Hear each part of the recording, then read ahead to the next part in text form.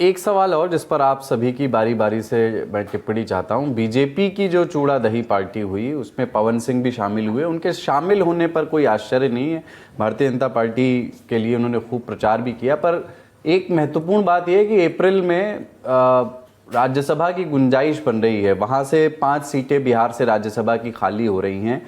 अब पवन सिंह क्या राज्यसभा जा सकते हैं, इसकी संभावना है? इसके पक्ष में उनकी सिफारिशें की जा रही हैं क्या ऊपर तक? पंकज जी, आपसे शुरुआत, आपका कमेंट पहला इस पर। आप जिस चूड़ा दही पार्टी की बात कर रहे हैं वो दिल्ली में हुई थी और दिल्ली बीजेपी प्रदेश की तरफ से की गई थी और उसमें पवन सिंह को बुलाया गया था। पवन सिंह ने वहाँ गाना वगैरह भी गाया था।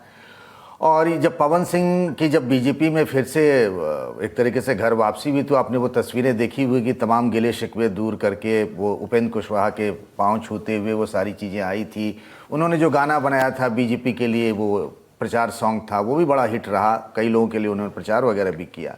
2 सीटें खाली हो रही हैं बीजेपी के लिए अगर देखें अब तो, मतलब 5 सीटें खाली हो रही हैं बिहार से और हो सकता है कि तीसरे की भी गुंजाइश बन जाए, मतलब 5 सीटें यही एनडीए के हिस्से में आ जाएं।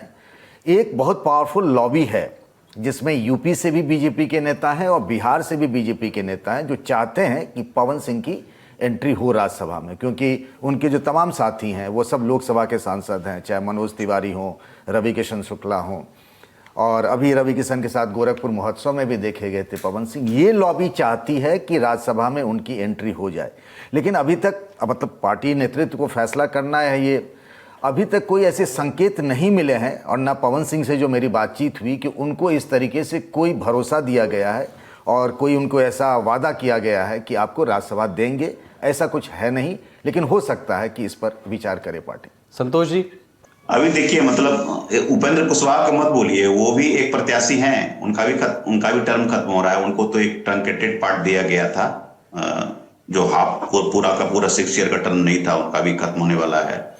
तो अब बात ये चल रही है कि चूंकि उन्होंने दीपक प्रकाश को अपने बेटे को बनाया है, तो ये बात चल रही है कि क्या एमएलसी पे सेटल हो गए तो दोनों इनको भी एमएलसी बना दें, तभी तो मंत्री रह सकते हैं। 6 महीने के अंदर बनाना पड़ेगा, या फिर राज्यसभा दें। तो ये बात फंस गई है। तो मुझे नहीं लगता, अगर इन दोनों के बीच में भी इन दोनों की कहानी कहीं वापस नहीं आ जाए, उपेंद्र कुशवाहा और पवन सिंह की जो कहानी लोकसभा में जो हुई थी, तो वही चीज रिपीट नहीं हो जाए कि किसको दिया जाए। बातचीट तो चल रही है, यहाँ भी चर्चाएं तो चल रही है, लेकिन अब जो चर्चा चलती है बीजेपी में वही वो हमने देखा है वो नहीं होता है अक्सर। Let us see what happens. लेकिन वो पार्टी में अगर लौट के आए हैं तो किसी प्रत्याशा में आए होंगे, ऐसे तो आए कोई आता नहीं है। कन्हैया जी, गुंजाइश बन रही है गणित के हिसाब से, जैसे आप मतलब पंकज जी कह रहे हैं 3 सीट की गुंजाइश हो जाए, पांचों सीटें, ऐसा भी हो सकता है कि एनडीए ले जाए। पर उस मैथमेटिक्स में पवन सिंह के फिट होने के चांस है, क्योंकि दावेदार तो बहुत सारे होंगे। और मुझे नहीं लगता है कि पवन सिंह को राज्यसभा में बीजेपी भेजेगी। क्यों भेजेगी? पवन सिंह कहाँ जाएंगे? अगर नहीं भी भेजेंगे क्या करेंगे? उनके पास ऑप्शन क्या है? मुझे लगता है कि उपेंद्र कुशवाहा को ही भेजेगी, क्योंकि कोयरी वोट की जरूरत है। आज भी वो कुशवाहा के एक माने सबसे बड़े नेता बिहार में वही है, इसीलिए मुझे लगता है कि उनको नाराज नहीं करेंगे। ये कहाँ जाएंगे? पवन सिंह तो यहीं रहेंगे।